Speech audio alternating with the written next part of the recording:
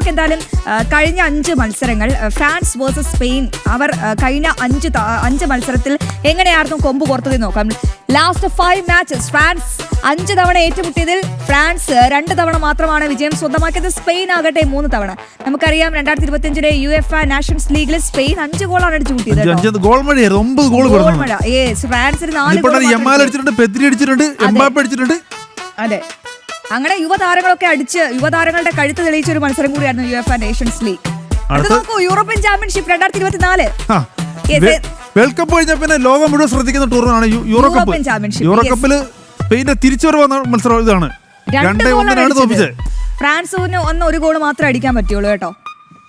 വീണ്ടും നമുക്ക് UEFA Nations league 2021 പരിശോധിക്കുകയാണെങ്കിൽ സ്പെയിൻ 1 ഗോൾ അടിച്ചപ്പോൾ ഫ്രാൻസിന് 2 ഗോൾ അടിക്കാൻ പറ്റുള്ളൂ. അവിടെയാണ് 2021 ഫ്രാൻസ് അവിടെ നിന്നും സ്പെയിനിൽ നിന്നും ഒരൊറ്റ ഗോളിന് മുന്നിലായത്, ആ മത്സരത്തിൽ ജയിച്ചത്.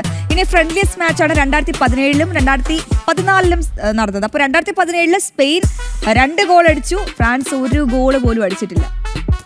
അന്നത്തെ ഫ്രാൻസിൽ നിന്ന് ഫ്രാൻസിന് ഒരുപാട് വ്യത്യാസമുണ്ട്. ലോകകപ്പിൽ ഫ്രാൻസ് നല്ല ഫോമിലാണ്. 2014 സ്പെയിൻ 1 ഗോളും അടിച്ചില്ല, പക്ഷേ ഫ്രാൻസ് 1 ഗോൾ. പക്ഷേ 24-25 ഫ്രാൻസ് ഒന്നും തന്നെ കേട്ടോ. ആണല്ലേ? ടീമിൽ വലിയ മാറ്റങ്ങളൊന്നുമില്ല. ടീമിൽ ഇവരൊക്കെ തന്നെയാണ് ഉള്ളത്. ഒട്ടുമിക്ക കളിക്കാരും ഉണ്ട്. കുറച്ചുകൂടെ മികച്ച കളിക്കാർ അപ്പുറത്തും ഇപ്പുറത്തും 1-2 കളിക്കാരുകൾ മാറിയെന്നേ ഉള്ളൂ.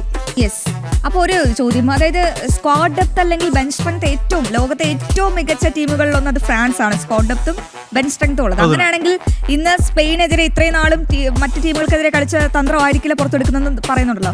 അങ്ങനെയാണെങ്കിൽ ദശാംസ് ഇന്ന് അവസാനമായി പ്രയോഗിക്കുന്ന തന്ത്രം എന്തായിരിക്കും? ബെഞ്ച് സ്ട്രെങ്ത് ഇന്ന് ആരെയായിരിക്കും പുറത്തേക്ക് ഇറക്കാനുള്ള ഒരു സാധ്യത? അങ്ങനെ ഒരു സാഹചര്യം വന്നാൽ ദശാംസ് ഓരോ കളിയിലും ചിലപ്പോൾ കഴിഞ്ഞ കളിയിൽ ബാർക്കോളെ നമ്മൾ ആരും വിചാരിച്ചില്ല. ബാർക്കോളെ ദുബൈ കളിപ്പിക്കുന്നു വിചാരിച്ചില്ല. ദുബൈ ആയിരിക്കും ആദ്യം ഉണ്ടാകുന്ന നമ്മളാരും വിചാരിച്ചില്ല. പക്ഷെ ദുബൈ ആയിരുന്നു ആദ്യം ഉണ്ടായിരുന്നത്. ഒരു പക്ഷേ ടീമിൻ്റെ അനുസരിച്ചായിരിക്കും ഇയാൾ ദശാംസ് ടീമിന് ഇറക്കുന്നത്. ഇന്നും ഒരുപക്ഷെ ദശാംസിന്റെ മനസ്സിൽ വേറെന്തെങ്കിലും ഒരു താരം ഉണ്ടായിരിക്കും. ഒരുപക്ഷെ ചിലപ്പോൾ യമാലിനെ പൂട്ടാൻ ചിലപ്പം ദിഗ്നയ്ക്ക് പകരം ചിലപ്പോൾ ലൂക്കാസ് ഫെർണാണ്ടസിനോ തിയോ ഫെർണാണ്ടസിനോ ആരെയും ആയിരിക്കും ഇറക്കുന്നത്. പറയാൻ പറ്റത്തില്ല. ദശാംസിന്റെ തന്ത്രങ്ങൾ എന്താണെന്ന് നമുക്ക് പറയാൻ പറ്റത്തില്ല. പക്ഷേ ദശാംസിന് ഇന്ന് തോറ്റു കഴിഞ്ഞ പിന്നെ ദശാംസിന്റെ ഫ്രഞ്ച് ടീമിനൊപ്പമുള്ള അവസാനത്തെ മത്സരമായിരിക്കും. ദശാംസി വേൾഡ് കപ്പ് കൂടി തന്നെ ടീമിനൊപ്പം മാറുമെന്ന് പറഞ്ഞിരിക്കും. ടീമിനൊപ്പം ഉണ്ടാവില്ലെന്ന് പറയും വേൾഡ് കപ്പിന് ശേഷം. മറ്റൊരു കാര്യമുണ്ട്, എംബാപ്പയും മറ്റൊരു റെക്കോർഡിന്റെ വക്കിലാണ്. എന്താണ്? എംബാപ്പയ്ക്ക് 8 ഗോളായല്ലോ. ലോകകപ്പ് ചരിത്രത്തിൽ ഇതുവരെ ഒരു സിംഗിൾ ലോകകപ്പിൽ 8 ഗോൾ അടിച്ചത് 8 അതിലധികം ഗോളുകൾ അടിച്ച 9 താരങ്ങളേ ഉള്ളൂ. 2 ഗോൾ അടിച്ചാൽ എംബാപ്പയും 10 ഗോളിനകത്തുള്ള ഇത് മോളി വരും. പിന്നെ റെക്കോർഡ് ബ്രേക്ക് ചെയ്യും. അതെ, ഒരുപക്ഷെ ഞങ്ങളുടെ ഹാലണ്ട് ഉണ്ടായിരുന്നെങ്കിൽ പറ്റൂലായിരുന്നു. അങ്ങനെ പറയാൻ പറ്റത്തില്ല. എന്തായാലും ഹാലണ്ട് പോയി. ഈ ഹാലണ്ടുമായി ബന്ധപ്പെട്ട് ഒരുപാട് വിവാദങ്ങൾ ഈ സോഷ്യൽ മീഡിയ പരിശോധിക്കുകയാണെങ്കിൽ ഒരുപാട് വിവാദങ്ങളാൽ നിറയുകയാണ് ഈ ഫിഫ എന്ന് പറയുന്നത്. എന്തായാലും നമുക്ക് ആർക്കായിരിക്കും ഇതിലൊരു വിജയ സാധ്യത കൽപ്പിക്കുന്നത്? ഞാൻ ഫ്രാൻസിനാണ് വിജയ സാധ്യത കൽപ്പിക്കുന്നത്. ഫ്രാൻസിനാണോ? 2-1 ഞാൻ കൽപ്പിക്കുന്നത്. ഫ്രാൻസ് 2 ഗോൾ അടിക്കും, സ്പെയിൻ 1 ഗോള്. അശ്വതി ആർക്ക് എന്താ പറഞ്ഞത്? എനിക്ക് തന്നെ മനസ്സ് ഫ്രാൻസിനോടൊപ്പമാണ്. ഫ്രാൻസ് നല്ല ഫോമിലാണ്. അതുകൊണ്ട് തന്നെ ഫ്രാൻസിന് ഒപ്പം ഭാഗ്യം എന്നൊരു ഫാക്ടർ കൂടി ഉണ്ട്. ലാസ്റ്റ് മാർജിനിൽ എന്തും സംഭവിക്കാം.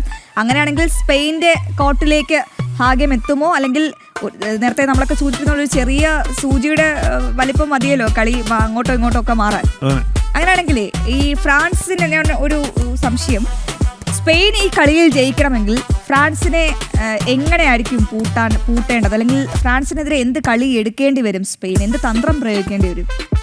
അല്ല, സ്പെയിനിന്റെ പൊളിക്കുക എന്നുള്ളതായിരിക്കും സ്പെയിനിന്റെ പ്രധാനപ്പെട്ട തന്ത്രം. പക്ഷേ ഫ്രാൻസിന്റെ മിഡ്ഫീൽഡ് പൊളിക്കുക എന്നുള്ളതായിരിക്കും. പക്ഷേ മിഡ്ഫീൽഡ് പൊളിച്ചാൽ ഫ്രണ്ടിലോട്ട് പന്ത് വരത്തില്ലല്ലോ. എംബാപ്പയിലേക്ക് പന്ത് വരാൻ സാധ്യത കുറവായിരിക്കും.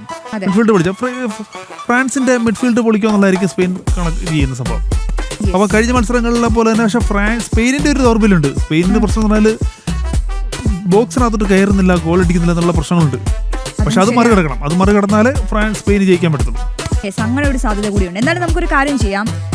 ഫ്രാൻസ് സ്പെയിൻ 2 തുല്യ ശക്തികളാണോ എന്ന് ചോദിച്ചാൽ അങ്ങനെ പറയേണ്ടി വരും ഈ 2026. പക്ഷേ റാങ്കിങ്ങിൽ എനിക്ക് തോന്നുന്നു ഫ്രാൻസ് 3-ാമതും സ്പെയിൻ 2-ാമതുമാണ്. ഒരു സംശയമില്ല.